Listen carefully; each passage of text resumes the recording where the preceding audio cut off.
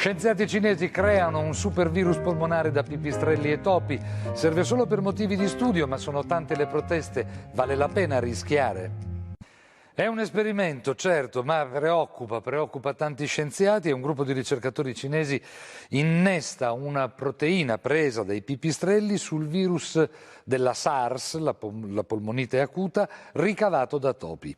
E ne esce un supervirus che potrebbe colpire l'uomo, resta chiuso nei laboratori, ovvio, serve solo per motivi di studio, ma vale la pena correre il rischio, creare una minaccia così grande solo per poterla esaminare? Maurizio Menicucci.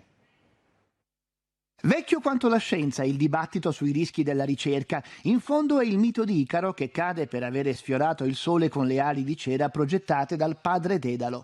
Lo rilancia un esperimento realizzato in Cina dove un gruppo di studiosi è riuscito a sviluppare una chimera, un organismo modificato innestando la proteina superficiale di un coronavirus trovato nei pipistrelli della specie, piuttosto comune detta naso a ferro di cavallo, su un virus che provoca la SARS, la polmonite acuta, anche se in forma non mortale, nei topi.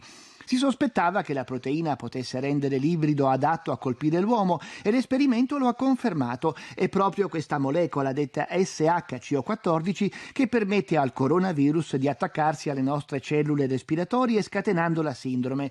Secondo i ricercatori, inoltre, l'organismo, quello originale e a maggior ragione quello ingegnerizzato, può contagiare l'uomo direttamente dai pipistrelli senza passare per una specie intermedia come il topo. Ed è appunto questa eventualità a sollevare molte polemiche.